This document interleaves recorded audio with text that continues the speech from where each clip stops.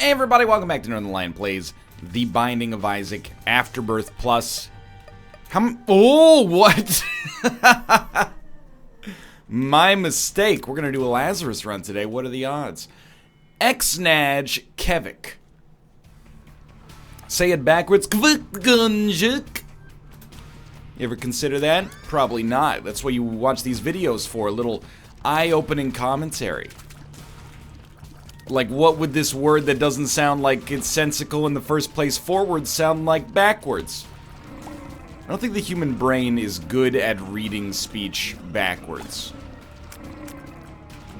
You ever try it? Like, you look at, like, even, like, your own name backwards. It's like you have to learn how to read in reverse, like a St. Vincent song or something like that. My name's pretty short. It's Ryan. What is it in the back direction? It's not really how that works. In the 3 to 5 prime direction. DAE, RNA polymerase. Whoa, that's a very good start, but we should not take it yet. Is it NIAR? Is it NAIR? Is it NAIR? You know, there's many different ways that it could go. We're not built for that. We're built to read in one direction and one direction only. That's the way God does it. That's the way America does it, and it's worked out pretty well so far. It's a good Lazarus run so far, to be honest with you. So we're hoping to get... Well, it doesn't matter if you hit me, because I'm about to hit myself here. Toothpicks is lovely. We're going to use the fire to walk into. Respawn as Dark Lazarus, or it's just regular Lazarus, but I'm like... Anytime you come back from the dead, even if you come back as, like, a saintly being... You've been tainted by the touch of evil. I'm sorry to tell you that, Lazarus. Also, I have some preconceived notions about Lazarus based on the fact that the first time I ever heard the word Lazarus was not in the biblical parable. That's where Lazarus comes from, right? Some kind of resurrection thing? Or I mean, I know it's a resurrection thing, but I don't know what it's from, I guess is what I'm trying to say. Infested was our pill. Please just let me go into the secret room. This is getting silly. The first time I heard of Lazarus was from Diablo. He's like the boss you fight before you fight Diablo. So obviously, like, I'm initially a little creeped out by him to begin with. The flowers in her hair doesn't really help here. All the leaves are gone. And the skies are gray. Lazarus resurrected on a Saturday. Now I gotta look it up. Where is Lazarus from? Because if it's not from the Bible, I'm gonna feel real silly. Why did Jesus raise Lazarus from the dead? Okay, fair enough. Turns out it is from the Bible. Sometimes I get, not shamed. Shamed is not the right word. But people go like, how do you not know that? It's common sense. It's my least favorite. I mean, I get common sensed a lot. Like, how do you not know? Oh, of course, your RNA polymerase works in the 3 to 5 prime direction. It's common sense. But, like, it's my least favorite common sense because it's not. It's literally, like, something you have to learn. I did not grow up going to church. I understand a lot of people, whether they were into it or not, did grow up going to church. I've been to church more than I've been to churches, but only because people don't get married at church's chicken. They get married in a church most of the time. And they don't get baptized at a church's. And to be honest with you, regardless of my feelings on the matter, I think I'd rather get baptized at a church than at a church's, because I don't think I want you to put fried chicken oil on my forehead and then, you know, declare me reborn in the name of our Lord or whatever. But anyway, you get the idea. I didn't grow up with that experience, so I know essentially nothing about the Bible. I will almost never make a biblical reference. I know Jesus. He's a big player in the Bible. God seems pretty important. Mary Magdalene exists in the Bible. Is she like the TV tropes hooker with the heart of gold archetype? I know it sounds dismissive or maybe even downright offensive, but I'm coming at it from a place of complete ignorance here. I'm trying to... I can never remember which one's bad, Cain or Abel. Which one murdered You hear more about Cain, so I'm assuming Cain probably murdered Abel. Is that the way? Ooh, spoilers! Blood clot. Yeah, we'll give it a shot here. I mean, we got a great run. We might as well go back and check out our second, well, not second secret room necessarily, but check out our boss trap room. Remember, we still got a lot of things to do. I know people, they've been, on my case is not the right word, because people have been, you know, really supporting the Isaac series forever, but also lately, which is very nice. No bombs.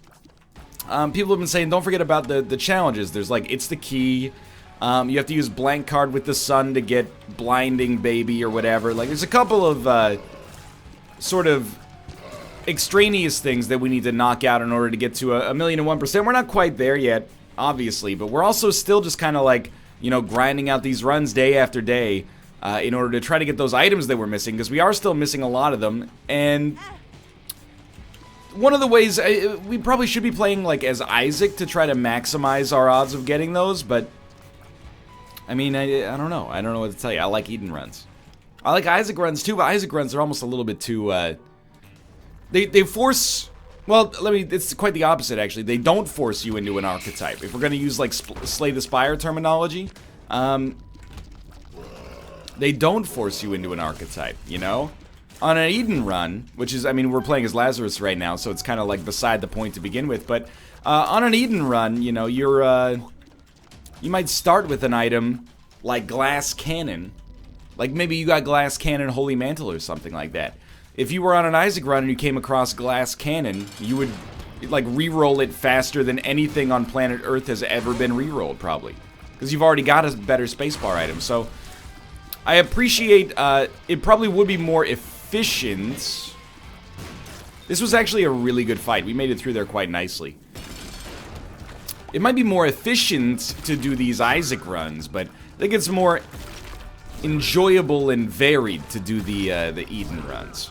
Agree to disagree, we're still gonna be here, you know, 6 months from now, so don't even worry about it. And by here, I mean, I meant, like, making Isaac videos, but we might also still be looking for Unicorn Stump.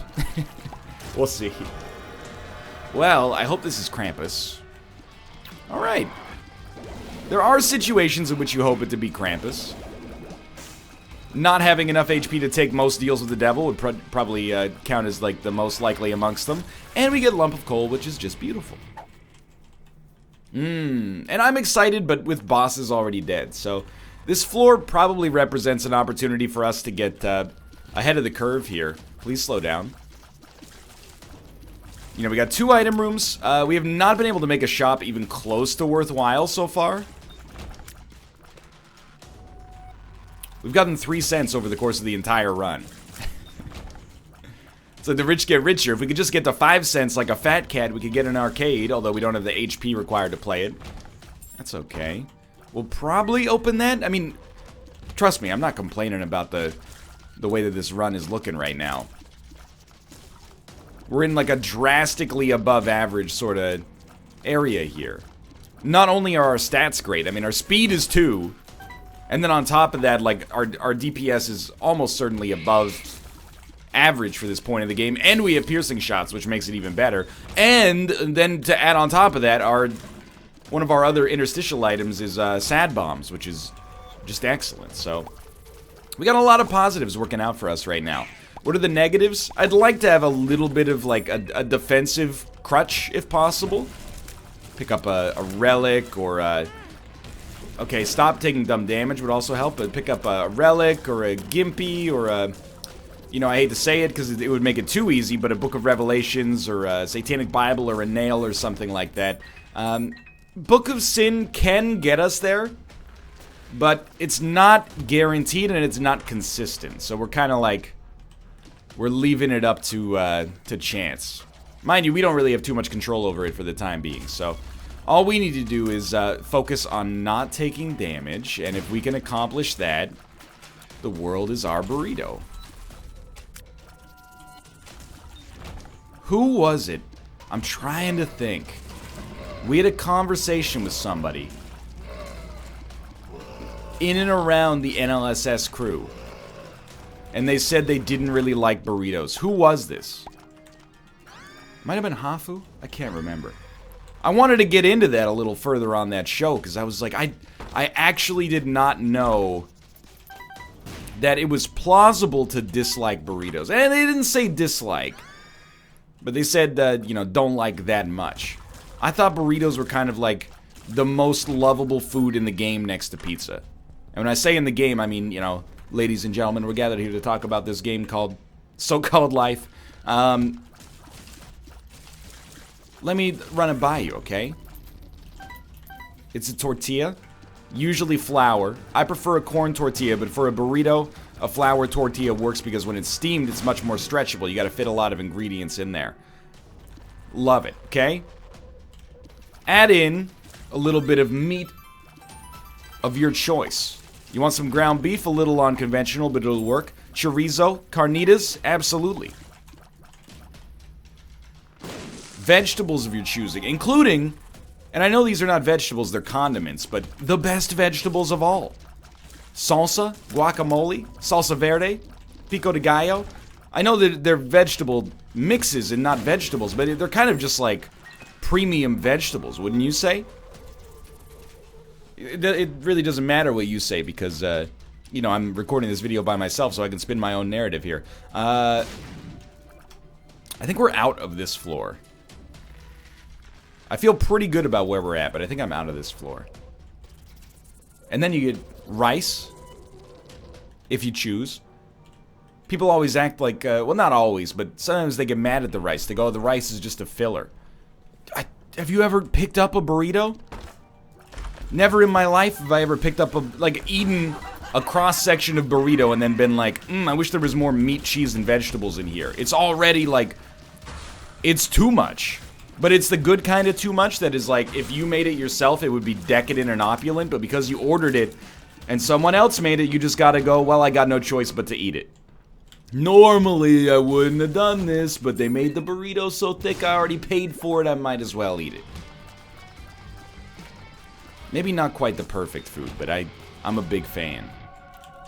In my hometown, in the town I went to university in, there was a restaurant I dare not name, because, you know, I don't know if you know this, but these videos are extremely popular. They're kind of like a Logan Paul level, but like doubled, both in terms of the, you know, incendiary nature of the commentary and the content involved, but also the popularity and the merch sales.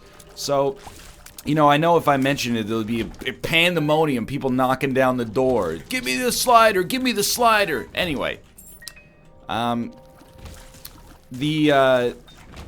the crux of this place is that it was normally like a pita place or a wrap place, depending on your perspective, you know? I can't describe the difference between a pita and a wrap, but I know it when I see it. When you go there, though, they have an off-menu item, like a secret menu item, passed down from upperclassmen to freshmen, like a secret open sesame word to open the minds of Moria. You go to this place, you say, I'll take a slider. You look on the menu, what's the slider? Doesn't exist. You know what it is? A pita filled with the Canadian delicacy poutine. Sorry, French-Canadian delicacy poutine. Credit where credit is due. And then fresh bacon on top of it as well. It's basically just a wrap full of fatty carbohydrates, and it is glorious. It's like the best meal you could ever ask for if you don't care about your cardiac health. I've gone back and forth on that one. I think it's worth it. I think it's worth dying for. I will say, about 3 bites into it, you go, I don't know if I could stomach any more potatoes, but you know what? You just keep eating. You just keep eating and it gets the job done. Hopefully that place is still around.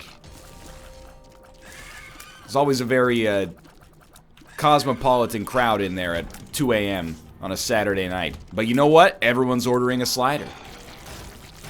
I haven't told this story in forever either. I know we're not really talking so much about the game right now, so you're welcome.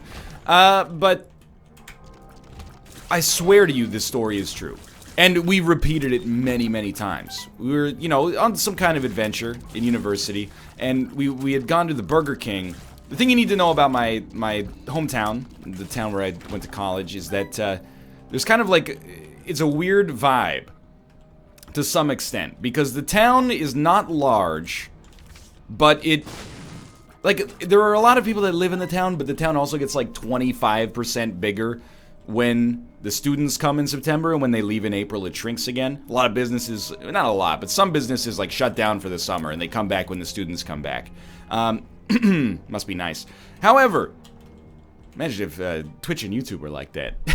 you worked like May to September or something like that. I'm not trying to denigrate these people. Anyway, the point is, so you get a very strange vibe, because the students that come in are like all 17 to 24-year-old, like oftentimes upper middle class, at least relative to the people who live in the town, and, you know, very white collar sort of, not everybody, but, you know, that's the vibe.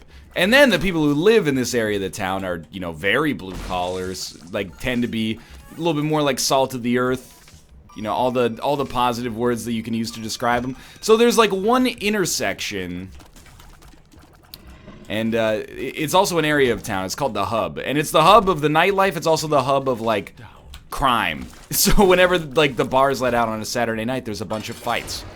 But anyway, it's an intermingling. I should not have come here this early. I didn't realize we were this far in. That's the downside of getting sucked into your own story. Anyway, at the epicenter of what's called the Hub is a little restaurant you may have heard of. It's called Burger King. I don't think we can afford to do it. It's not a rush. It's more like anti-grav and Mom's Eye suck. And then we have Algiz, but Algiz is not going to... let's do it. It gives us more time to hear the sound of our own voice. Is a little restaurant called Burger King. Next to a Pizza, which is our version of kind of... I mean, it's not really like our version of Little Caesars, but you get the idea. This is where... Like, this is the first fast food restaurant I ever saw in my life that had a security guard in it, and it was probably like 5 years overdue. But anyway, after a night of, you know, relative debauchery, which probably was just drinking too much, friends and I went to Burger King, and we met someone there. It was like 1 or 2 in the morning, and he said, hey, check this out. You guys ever hear of the 210 special? And when you hear something like that in an environment like this, it pays to be skeptical. Because the 210 special could be someone trying to sell you some kind of illicit narcotic. Could be them about to hit you in the face and then go 210, and then you don't even know what it means, but now you got a black eye. Not that that ever happened to me. But he goes, yeah, just go up to the front and say you want the 210 special, and they'll give you a cheeseburger and a small fry, like a small order of French fries. I don't know, do you say a small fries? It's kind of a linguistically complicated situation. No drink, so it's like it's a muted combo, but it's extremely cheap. And we were like, there's no way this is true. Sure enough, guy in front of us goes up, all of a 210 special. $2.10 later, he's got a cheeseburger and an order of small fries for a freaking toonie, which is like pretty cheap, to be honest with you. So even back in the day, you know, you might say, oh, that's 20 years ago. No, it wasn't. It was 10 years ago. And even still, that was cheap back then, you know. You order a fast food combo. Mind you, you get what you want, but you order a fast food combo back then, you're looking at $7 or $8. And we went there, we ordered a 210 special many times. I've tried to find, occasionally I've tried to find documentation of this online. I don't know if this is something that is it Burger King, it's like franchise-wide?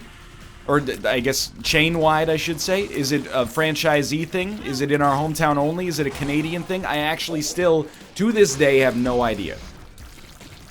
But you know, in terms of secret menu items, that's the best one I ever found. I have no idea why it exists, why it isn't advertised. You'd think if it was a bad deal for the restaurant, they would just discontinue it, but I actually don't know. Probably not a 210 special now. It's probably, you know, just like a 285 special. I mean, inflation has happened. Mind you, inflation-adjusted wages haven't changed in many years, so maybe it's still a 210 special. I don't know. Maybe that Burger King doesn't even exist anymore.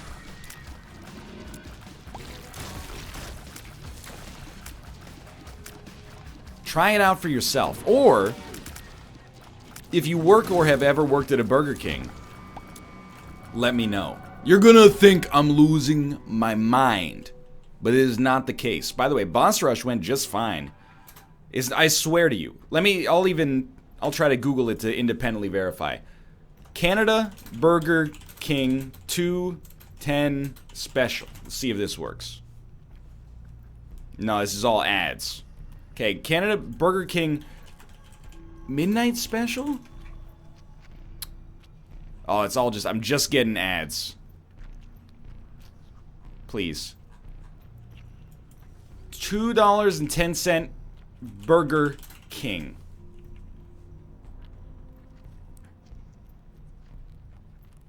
Please. Oh no. Has this story, I swear it worked at a time. I'm now I'm descending down the rabbit hole, like Joaquin Phoenix in Signs. Look, you might not be able to find easy evidence of this, but that being said, I'm trying. I swear to you it happened. I know you're gonna say, is one intoxicated evening you're probably misremembering. You don't understand, we repeated this experiment on many occasions. Never even did the employees bat an eye. They were always like, okay, 1 210 special coming right up. I don't know if we got involved accidentally in like a Gus Fring sort of thing and all evidence has been scrubbed, but surely someone in the comments, do not impersonate. That's illegal. Probably. But, dude, if you work for Burger King, you gotta tell me. It's like the entrapment principle, starring Catherine Zeta-Jones. So, tell me if you've ever heard of this mythical situation before. Surely there must be a Burger King employee here that could illuminate the situation for us. I almost wonder, you're gonna think that this is like a Berenstein Bears sort of situation. And I know we've talked about the Mandela effect of like, people are like, is it me that's misremembering? No, it's the universe that's wrong. I have verifiable sources. I mean, anecdotally, but still. I'm getting cheesed off now. Oh well. How's this run going? It's going so well. We're talking about Burger King 210 specials instead of anything to do with the run. Anti-grav is actually kind of a fun pickup because, especially with 2020, it's not like we're having any trouble hitting enemies. And any enemies that chase us down, end up summarily destroyed by the sheer output of tears that we got. I think that we killed that one by accident somehow. I mean, one key to open this up, sure, maybe. We got like 7 cents out of it. We might choose to fight the Hush. We got kind of an okay Hush run. But we'll see. Anyway, the run, it's going well. That much is abundantly clear. We'll move along here. I don't even remember what I was talking about that led to this 210 special sort of situation. I'm just saying, these are the kind of mythical bits of Canadiana you pick up from, I was gonna say a life lived, but it's not really a life lived, really just from like 4 years of being outside on occasion. And thank God those days are over. Stop this. Malf can back it up. Ask Malf if he's ever heard of the 210 special from Burger King. He will verify. I will not, like, back channel him to tell him about it. He knows about it. Guaranteed. But I'm waiting on, like, I want to get, like, a coded letter or something like that. It says, well, the king's in the house. If you want to know a whopper of a secret, reply to this. Don't actually send me that, because I will forward your information to the Royal Canadian Mounted Police. I've done it before. Your safety is not guaranteed. Okay. Well, this is like the ideal enemy for us to face, and he is destroyed. I can't believe we've made this whole run work with Book of Sin. Moreover, I can't believe that I'm still insulting Book of Sin when it has given us so many spirit hearts and demon hearts over the course of this run. Like, from the moment that I said, oh, I don't know, we need some kind of defensive item, Book of Sin was like, oh, is that how it's gonna be? I can take a hint. And it started just paying out with, like, Spirit Hearts and Demon Hearts non-stop. Thank you so much. You've made my life much easier. We've had a lot of, like, really, really quick runs lately. I hate you. And they're not quick, they're the kind of, like, ideal quick runs. Because they're not quick in the sense that you're like, well, I got Brimstone on the first deal with the devil, and now I'm like, oh, sorry, Book of Sin. And now I'm off to the races. They're quick, and it's like, you know, you're doing what you need to do to maximize your enjoyment and your utility on an Isaac run. But, you know, on top of that, you're also just, you can't help but go fast because you're shooting out, you know, an above average rate of fire with above average damage, piercing shots, and then double everything as a result of 2020. So, yeah, we got very, very little to complain about here. I think we might as well fight Hush. We got 60 cents. Pretty good situation. Don't really have enough keys, but we can get them. Alrighty, so you look at this. You always get a little twisted up when you look at this one. Let's see what we got here. Stigmata. Is it worth losing permanent Polaroid invincibility? That I do not know. We could... There's a chance that there's a black market. Honestly, I bought into that principle for a long time. Please. That, you know, if you blew up every rock, you'd have a pretty good chance to get a black market or a crawl space. I don't really buy it anymore. We've done it a lot of times, and it has very, very rarely worked out for us. So, I think I'm just gonna... We might take Stigmata. If we're not gonna take Stigmata, we should take whatever the other item is, which I've already forgotten. But, I don't really want to ruin permanent Polaroid invincibility. I think that's too valuable to just let it go. I think it's too valuable to turn around. And that song's in a high register. Back on your mother, not a good idea. Break a promise to your mother. If you sing that song in a Kingston, Ontario Burger King between the hours of 12 a.m. and 5 a.m., they will give you a cheeseburger and an order of small French fries. Not a small order of French fries. These are small French fries in a normal-sized box. I know it sounds outlandish. That's because I just made that part up right now. But the rest of it is true. Except for you. I mean, it's you can't sing Jumper by Third Eye Blind. That's not Jumper. What is that? Oh, that's I'll Never Let You Go. I remember because the song goes, I'll never let you go. I'll never let you go. Anyway, I hate it when they sing. I wish I could sing better, man. I have a voice for radio. I know that, by the way, I know YouTube is being taken seriously as a platform for a couple of reasons. One is, after many years, the news is finally reporting about us, and they're reporting all the bad stuff. That's how I know we've hit, like, a certain nascence within the entertainment industry.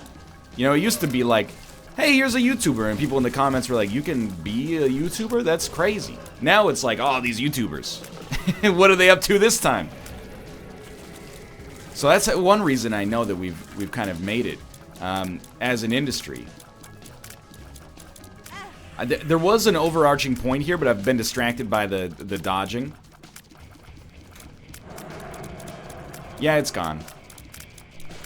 It used to be, though, like, you know, you have to explain it to people. Now it's just, oh, no, okay, I totally remember where I was going with. Thank you, Self, for jogging my memory. Back in the day, you know, people used to be like, hey, NL, like, I know you're like a YouTuber and that's cool or whatever, but have you ever considered transitioning into the dying medium of radio? No offense to... Dude, I listen to so much, not radio except when I'm driving, but, like, so many podcasts that are, like, originally from the radio format and oftentimes a broadcast there originally and then pushed to, you know, Stitcher afterwards or something like that, or Podcast Addict. You get the idea. They're all distribution platforms.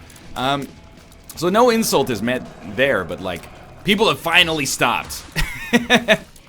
I'm like, well, here's the thing. I don't really want to work in radio because I've heard from reputable sources that the pay is extremely bad, and I don't know. Like, I don't. Would I be a good DJ? I don't necessarily think so. I certainly, like, I couldn't be a good DJ for when I listen to you know, the radio in my car. I don't go, oh, those people have nice voices. Instead, I'm like, you know, those people have, like, upbeat personalities and they don't ask many questions, which makes them ideal for the job. Hey, have you guys heard the new Dua Lipa song? Yeah, probably the best song ever. Coming right up after 45 minutes of car commercials. Here we go. Boom, boom, boom, boom, boom. All right, let's see what we got back here. So I don't think I really, I don't know if I fit that mold, is what I'm saying. It's always a compliment, but I couldn't help but take a little bit of offense to it, because I think I have a good brain. And I don't even mean that I am intelligent. You could argue till the cows come home about that. I will say, who's stupider? The person calling the guy stupid, or the guy getting paid to be called stupid? You know, roll that around in your brain for a second, you'll see why I consider myself, you know, some kind of mastermind. Secondarily, I don't know if I'm particularly, like, naturally intelligent. I'm not self-conscious about it. I see where I rank in my class relative to my classmates, and my self-confidence is okay. We finally got a trinket. And it makes no sense, but it looks really funny, so let's do it.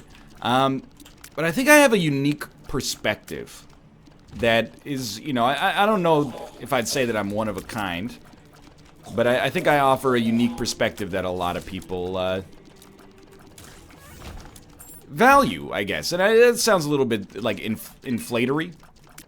Self-inflating, let's just leave it at that. But I think, you know, I look at things through a lens that is slightly different than most people, and people find that funny or sometimes relatable and sometimes aggravating, and that's cool. So when people go like, hey, I love your videos, but have you ever considered just exclusively being used as a voice for Clear Channel? I go, excuse me, sir. The voice is just a tool. It's the messed up brain that drives the engine here. I don't know where... Again, this is now like, well, I don't know how you make a specimen like me. But I don't know what it's a combination of, like, growing up in the wilderness. Whenever I say that, people always go, Kingston, Ontario is not the wilderness. You grew up in Kingston, Ontario. I grew up in a town where Kingston, Ontario was the closest town to it. Whole town as an entire entity had, like, it doesn't even appear on a map. There were like 75 people who lived in this municipality. Anyway, it was one of those areas where you're like, oh yeah, we have a Reeve. He lives 35 miles away. This is how you know it's fictional, because it would be kilometers, obviously. But he's still, like, we're under his jurisdiction, essentially. It's a combination of, like,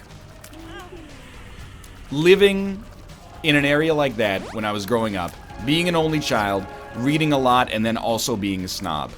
It's like being young Sheldon, but living in Letterkenny.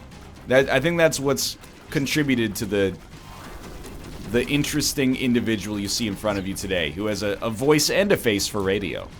A hairline for radio, at least. Alright, so we kind of doubled down here. Let's not go too crazy. Just kind of keep yourself held together here. He said the word wrong. This is terrible, man. I don't know. The thing is, we can always go back and grab the halo. If we decide that our HP looks a little bit too dire to proceed. But for now, we're in a pretty okay situation. If we make it to the boss fight with like 1.5 hearts, we're fine.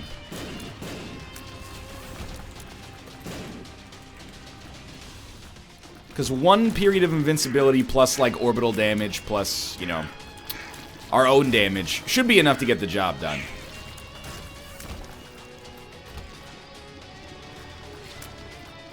I love when the enemy takes too long to do anything, because it means that we can stack up so much damage for them whenever they decide to finally move. Well, we may... I hate these guys, though. We may indeed be going in the right direction. This is going to be a little dicey. Yep. Well, there's our magic number, 1.5 HP.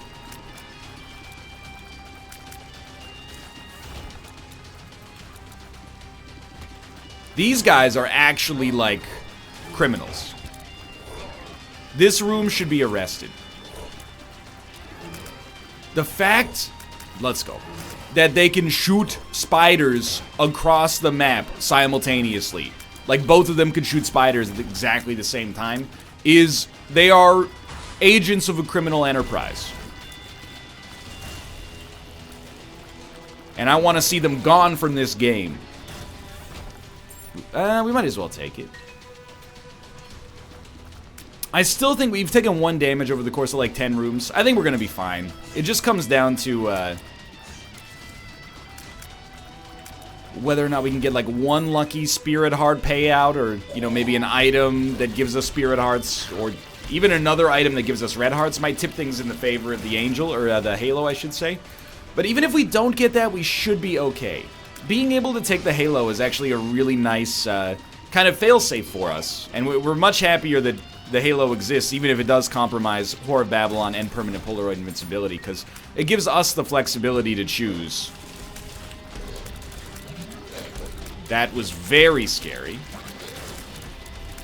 But this is probably like the easiest super big room we could come across. Man, you know, a lot of keys. Certainly, I cannot deny that the game is giving us quite a lot of keys right now. Who needs any other consumable when you could just... I mean, you remember what Marie Antoinette said, famous benevolent leader. Let them eat keys. The thing is that people don't have context for that quote. Everyone thinks Marie Antoinette is a jerk because she says, well, let them eat cake. Even though when you're like 10 years old, you're like, yo, that sounds sick. But what she was really saying is, let them eat my cake. She was giving up her cake to the peasants. And everyone thinks she was being an out-of-touch, you know, coastal elite.